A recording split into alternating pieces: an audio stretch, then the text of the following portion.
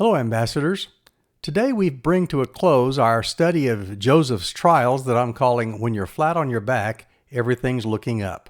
We'll be looking at Genesis 40 today. Genesis 40 tells the story of Pharaoh's cupbearer and his baker. The cupbearer and the baker of the king of Egypt, who were in prison with Joseph, both had arresting dreams on the same night. The cupbearer was the first to tell his dream to Joseph. In his dream, a grapevine with 3 branches budded and brought forth clusters of grapes.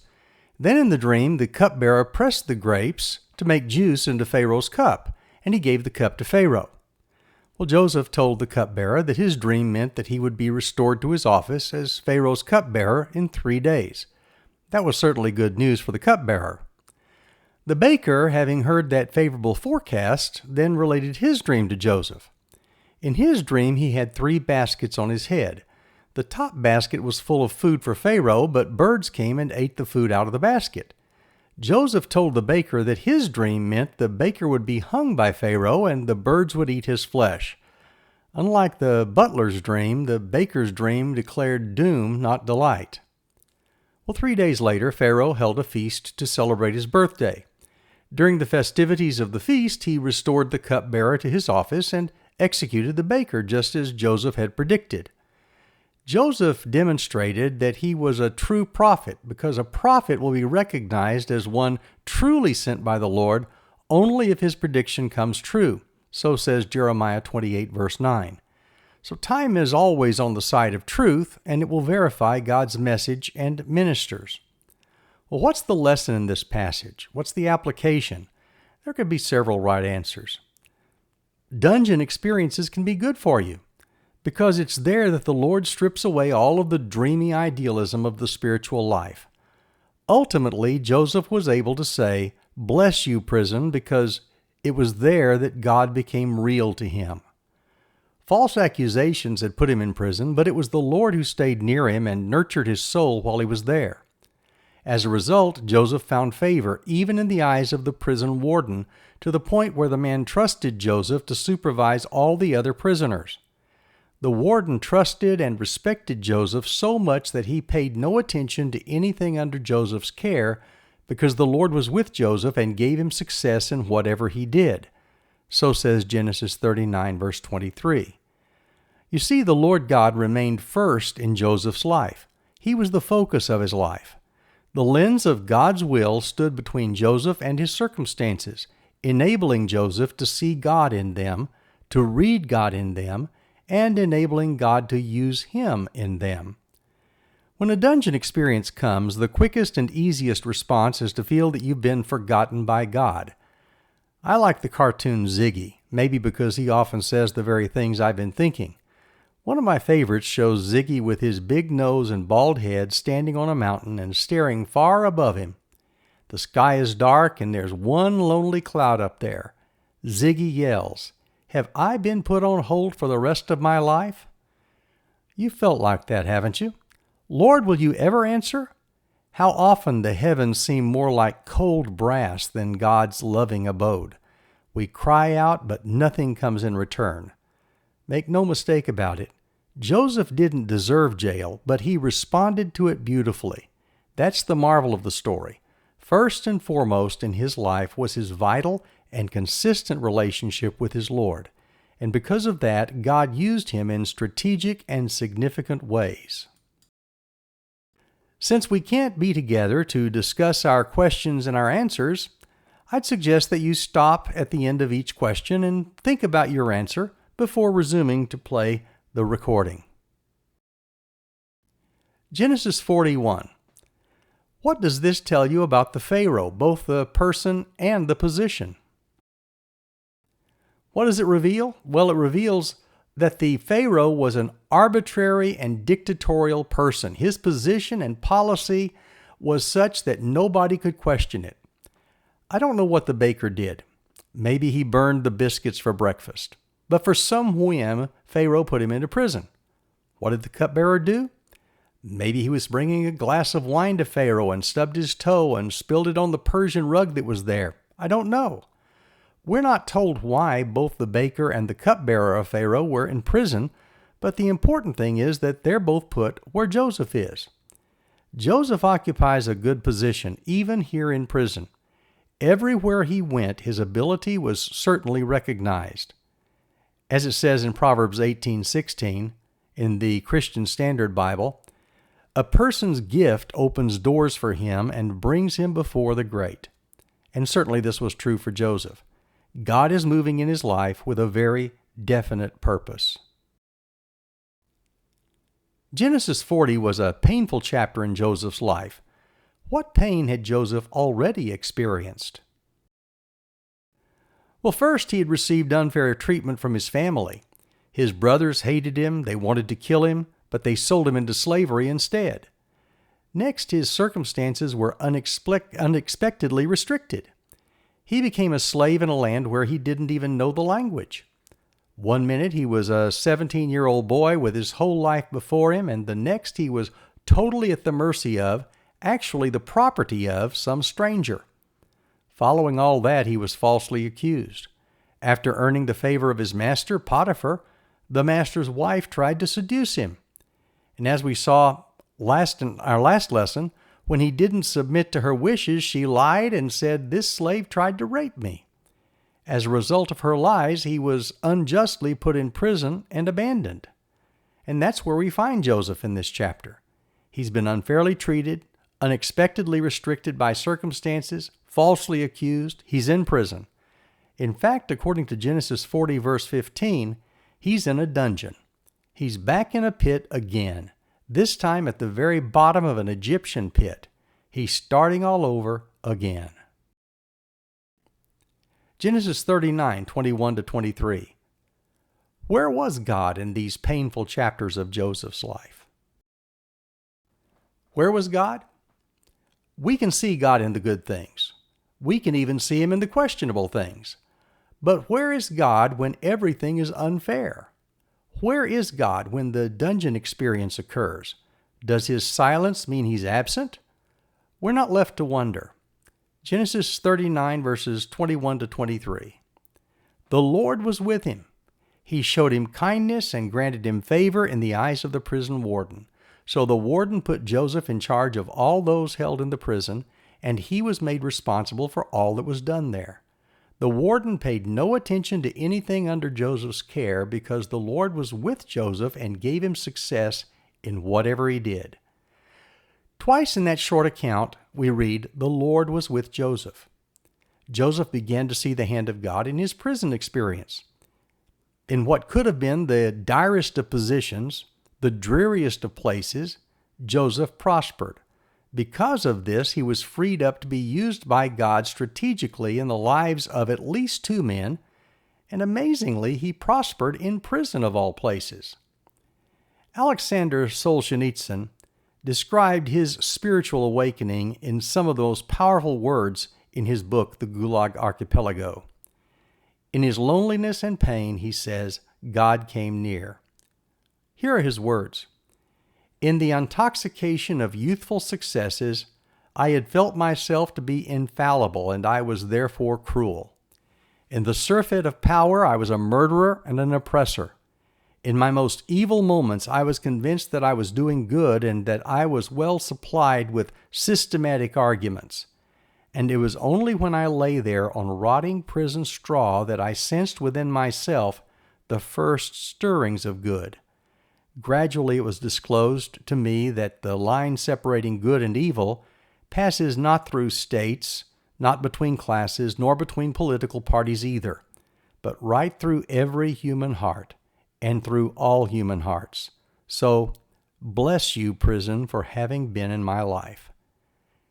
The old Russian writer who spent 8 years in the infamous Soviet Gulag camp system sounds like the psalmist who wrote in Psalm 119, verse 71, "It was good for me to be afflicted, so that I might learn your decrees." Genesis 40, verse 1. What is a cupbearer? A cupbearer was the person who tasted the wine and food of the king before he ate or drank. That way, if it was poisoned, so long cupbearer, but long live Pharaoh. He also would not allow poorly prepared food to be served to the Pharaoh, since he was responsible for watching the monarch's diet. This led to a very close relationship, a relationship of trust between the two men. Often the king of the land would confide in the cupbearer. If you recall, Nehemiah was the cupbearer to the king of his day, and he had a close personal relationship with him. In many ways, the cupbearer was the most trusted man of the court. If that trust was ever broken, serious consequences followed. Something like that must have happened, because the cupbearer to Pharaoh landed in jail, as had also the king's baker. He was another person on whom the Pharaoh relied, because whatever he prepared passed into the mouth of the Egyptian ruler. The specifics of what had happened to bring about this falling out and punishment were never told. All we know is that they offended their master, and he was angry with his two officials. Maybe the biscuits fell that morning, and later there were too many jalapenos in the chili, and the cupbearer didn't warn Pharaoh.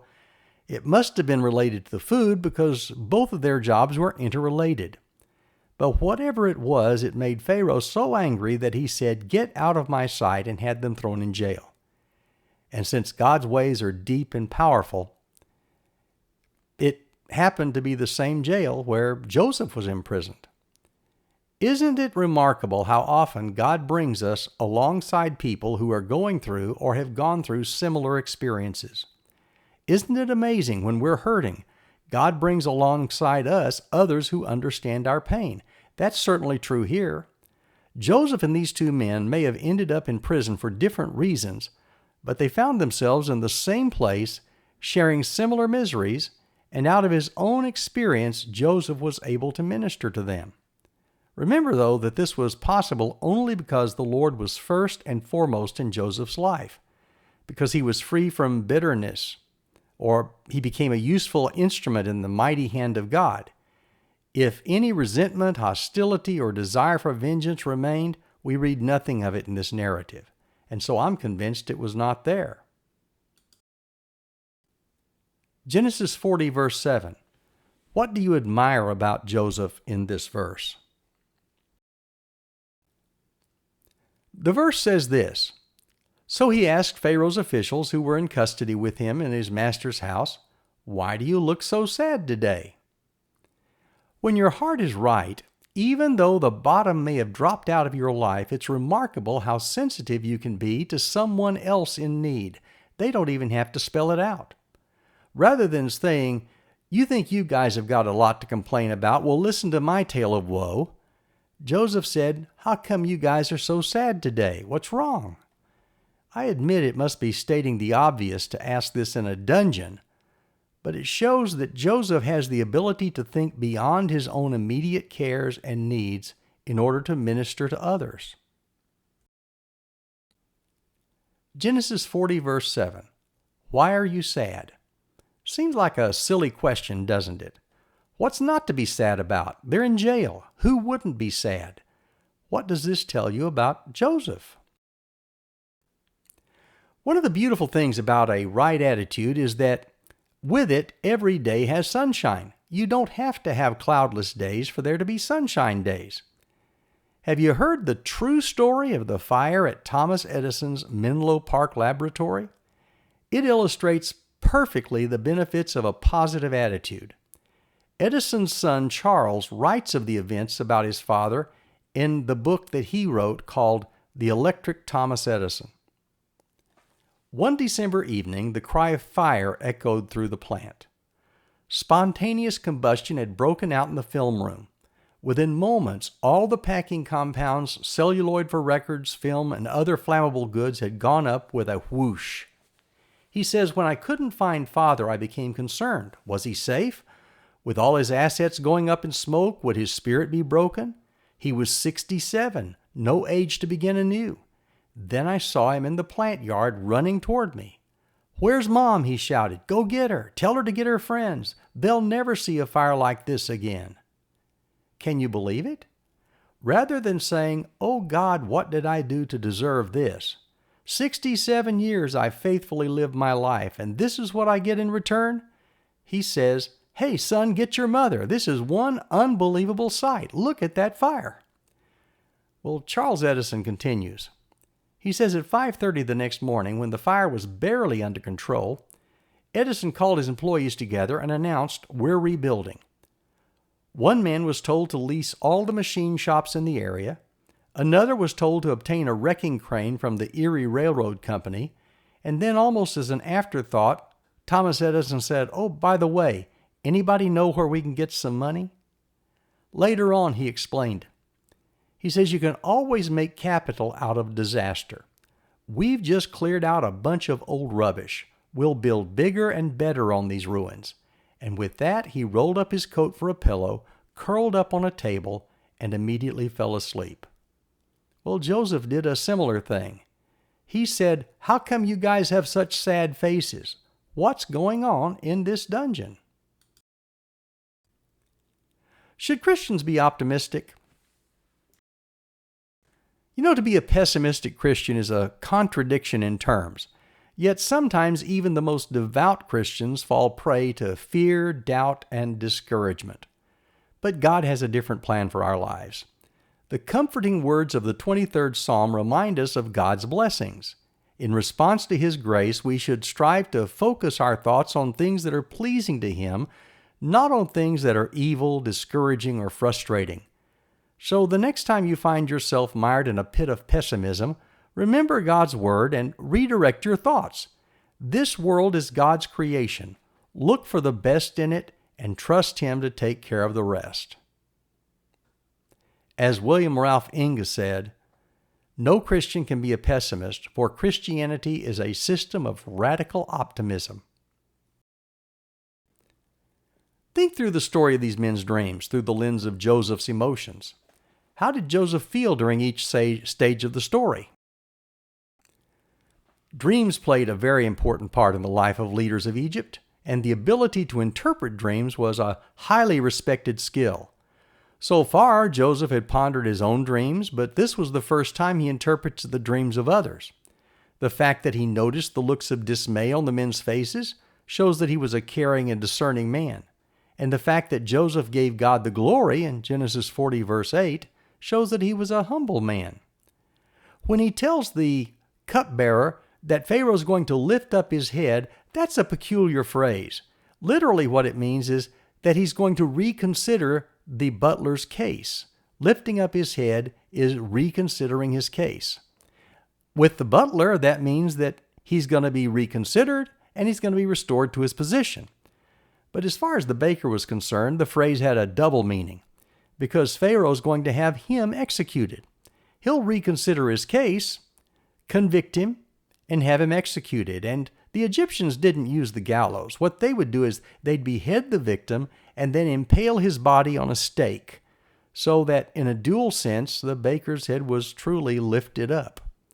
Well, Joseph's interpretations came true. The cupbearer was restored to his position and the baker was executed. While Joseph was no doubt sorry for the baker, it must have been encouraging to see that his interpretation was accurate, that Pharaoh actually did reconsider cases and set people free. Again, I ask, where was God? What was God teaching Joseph?